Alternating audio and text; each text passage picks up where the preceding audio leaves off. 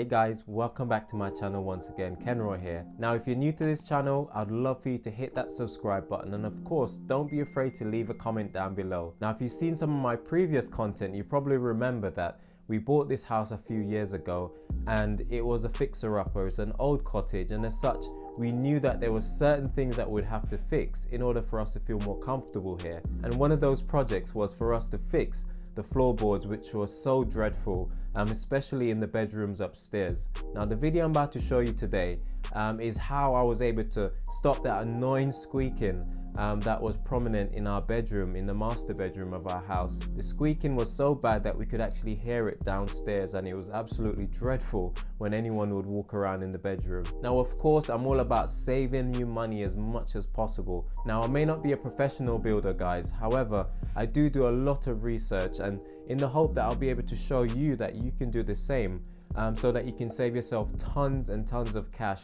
rather than calling somebody out to obviously rectify the issue. If you can do it yourself, I highly recommend that you give it a go. Now the only thing that I needed to buy in order to complete this project was some screws. I was running low on screws, so I had to pick up a case. I'll try and put a link in the description below to the one that I found, or something comparable. Now once I purchased those screws, all I then needed to do was to use my electric drills, my cordless drills, to punch a hole into those floorboards to the joists below. I then use another drill to attach screws into those in order to stop the boards from shifting about and giving that horrible squeaking. Now before I go any further, there's one major tip that I cannot stress enough that you have to follow if you're thinking about putting screws or nails or putting your drill through your floorboards, and it's to make sure that you're 100% certain that you won't be drilling into any pipes or electrical cables. Now I know in the video it seems as if I'm just drilling without actually thinking about where the screws are, and the drill bits are going, but I've actually lifted up some of the floorboards. I know where the pipes are, so there's very little chance of me actually hitting any vital pipe work or electrical wires. So I cannot stress this enough. It's as simple as removing one floorboards and sticking your head underneath to make sure that you're not getting in the way of any pipes. It could be gas pipes, it could be pipes to your radiators, or of course electrical wires. So that is my main tip that you have to absolutely focus on. Now there are plenty of videos on YouTube showing hacks of how you can actually stop your floorboards from squeaking from just drilling directly straight through the carpet into the floorboards and then the joist. I don't recommend anyone do this for the exact reason that I've just mentioned. You don't want to drill into any floor pipes or electrical wires and stuff, because this may actually cost you a lot less than if you were to take the time to clear out the room and lift the carpet up and to do it properly. And the good thing about this is that it will last you a very long time before you have to do that again. But not only that, it will give you the peace of mind knowing that there's less risk of you damaging anything that's important. Okay guys, now I'm going to go into showing you how I was able to get this job done with spending, like I said, very little money. No doubt it would have cost me several hundreds of pounds. I didn't even bother trying to get a quote because between the material costs and everything else, labor costs, it would have costed me quite a lot to get all 4 of the bedrooms upstairs done. So I didn't even go out to get quotes. I just knew it would have cost quite a bit. I want to say a huge thanks to my friends Nathaniel, James and Joseph, who were able to help me in lifting up the carpet and just making the whole job a lot quicker than it would have been for this bedroom in particular. The previous bedroom that I did, I didn't manage to get much footage there, but that was covered in an MDF board, and my brother gave me a hand there. So it's always a good idea whenever you're doing any projects to have an extra pair of hands if possible, because it just helps the whole process to be a lot smoother. So guys, I'm going to encourage you to stick around to the end of this video, because there's something I'd love to share with you. Now if you can remember, several weeks ago I actually did a video about selling on eBay as a side hustle. I showed you how to do a listing for an item that you may not need, and rather than just chucking it away or just letting it stay at home on the shelves gathering dust, I showed you how to list that item in order to sell it to earn yourself a bit of passive income on the side. Now I've got some good news. I've actually sold that Google Home Mini that I bought on Facebook Marketplace, and I just wanted to show you that it can be done. So stick around if you want to see how much I actually made from just selling that one item. You know, stick around to the end of this video.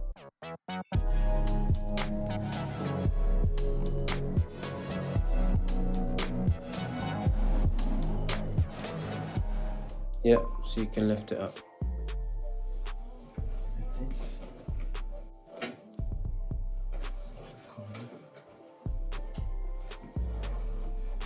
You roll it as you go along. Yeah. Right.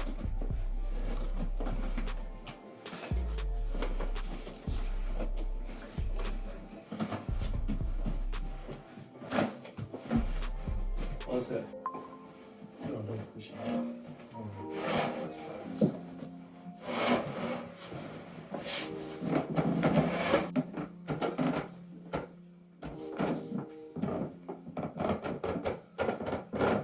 So this is the main reason why I really need to get these floorboards up. Like I did in the previous room, I'm hoping to be able to actually put some screws in order to stop all of this horrible squeaking. So whoever's done the flooring's actually done a really good job with the carpeting. There's a nice bit of underlay underneath the carpet, but unfortunately the floorboards themselves, which is just sheets of MDF, over time, because they've been nailed down rather than screwed down, I ended up having this horrible sound as I walk through the room.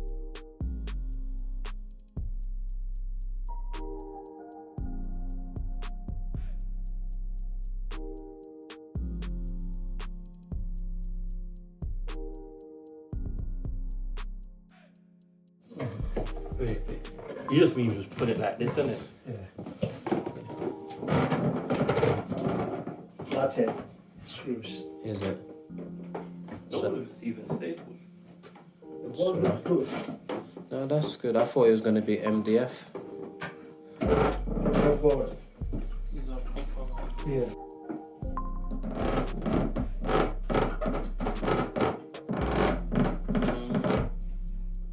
That's a serious offender right there. I know, right? Imagine living with this for the past 1 year.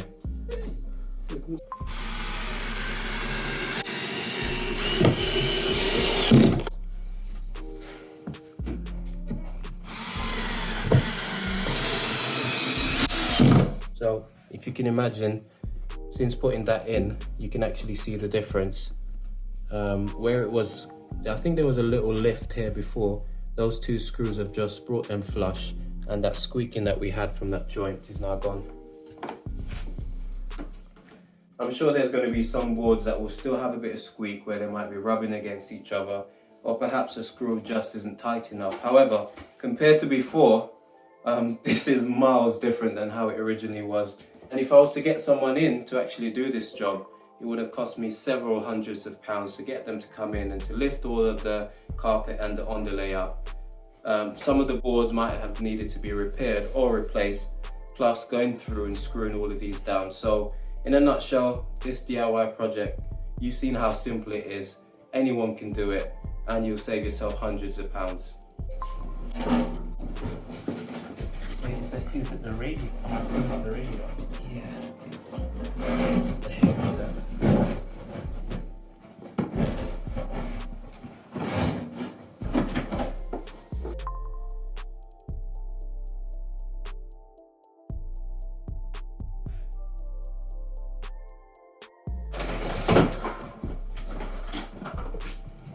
Okay, ready? 2, 1.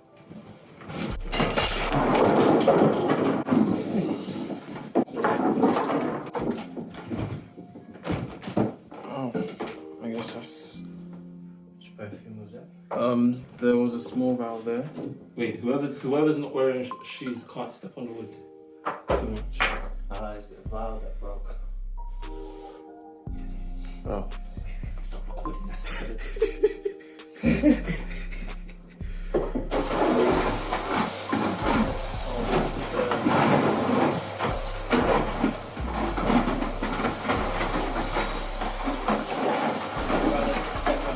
Some reason this piece of wood doesn't even seem to be drilled in at all. At some point the screws were removed and weren't put back.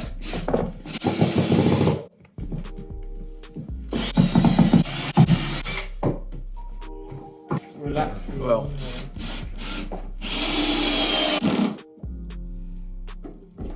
So I've just lost another drill bit.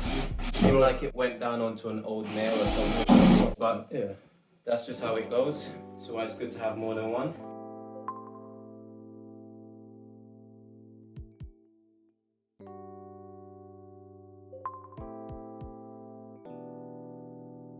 So normally when we come into the bedroom, we're sort of walking from the front. We're normally walking through the door, and as we come in, we normally walk this way. And as soon as we reach this section, normally it's so squeaky and creaky that, you know, it's unbearable. But now, since putting these screws down, the difference is instant.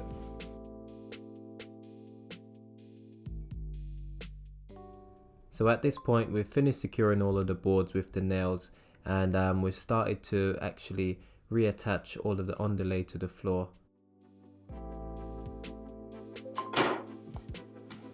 Hey, we're in business, James.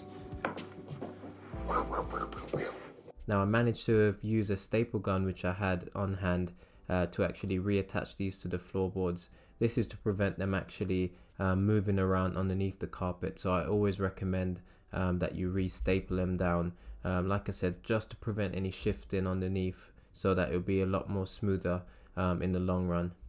That's how it needs to be done. Don't staple yet. Don't staple this one yet. Where? The middle one. Yeah, I know. Needs to be.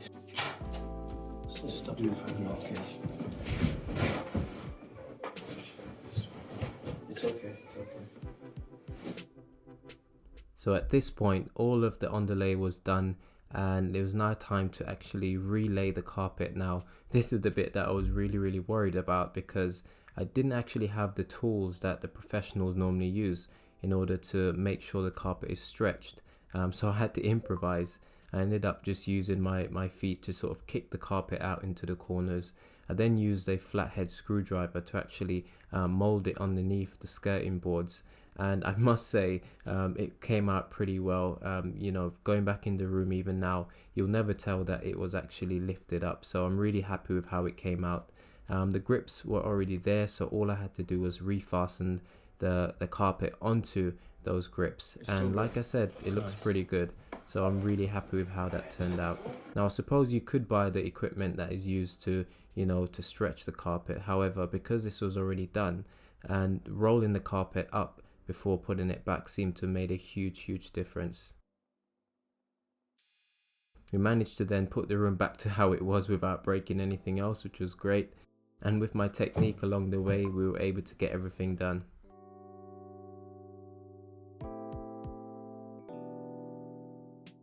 Here you can see me finishing up the last bits in the corners, which were not as tricky as I thought they were going to be.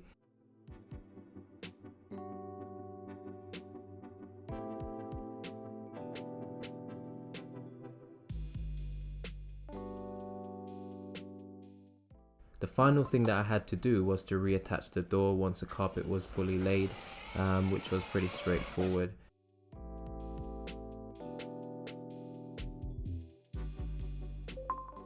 Like I said, I'm really happy with how it turned out. Not only has the squeaking stopped, but I was also able to return the carpet to its original position.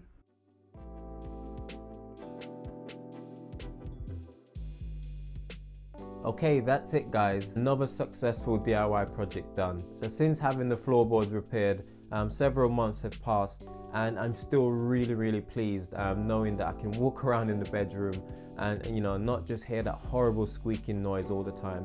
Now of course floorboards are always going to make some form of noise, especially, you know, in old houses such as this.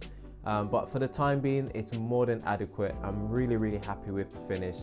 And, you know, I can highly recommend, you know, doing this process. Now, like I said before, this is all about saving yourself as much money as possible in a practical way, but also getting some extra skills that perhaps you've never used before. Now, I know it might seem daunting at the start, but this is why videos like this and many more are available here on YouTube. So I hope that you found this, you know, this video useful. And if you do, don't forget to hit a like and subscribe to this channel. And if you have any comments or any tips, perhaps there's something that you did differently that worked out really well, whether it's the different materials that were used or a different strategy, please post them in the comments below. We'd love to hear about it. So guys, as I mentioned at the start of this video, I'm just bringing you an update on this Google Nest Mini, which I listed on eBay a few weeks ago. Now if you can remember, I did post a video on this. I'll put the link above, perhaps in the description below, so do check it out. I managed to pick up this Google Nest Mini for around £12 on Facebook Marketplace. I did have the intention of using it, but then I realized that there was a bigger version, so I went and bought that instead, which of course I didn't buy at full price. I always try my best to save as much as I can using places like Facebook Marketplace or Gumtree or even Spock. I even sometimes buy stuff on eBay and Amazon if I can get them cheap enough. Suffice to say, I did list this item for £50, which is the retail price that Google normally sells it for. But since it's been released, they normally go for around £30 on eBay. What I wanted to do was wait until eBay had a promotion where you get a reduced amount of fees when your item actually sells. So this came about a few weeks ago, and I then did a new listing selling this item for £29.99, which I'm more than happy to sell it for. And somebody messaged me and was interested in buying it, and lo and behold, the item has now been sold. I've literally just now got to package it, get it shipped off to this customer, and hopefully there'll be another happy customer, and I'll manage to make myself around £12 in profit. So just proof of concept that this actually does work. If you do have stuff around the house, guys, that has value, don't just let it sit there.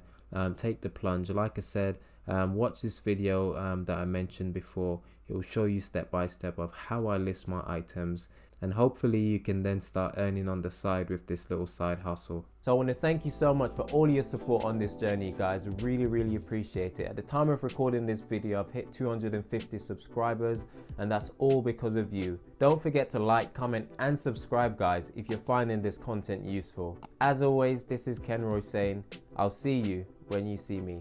Take care.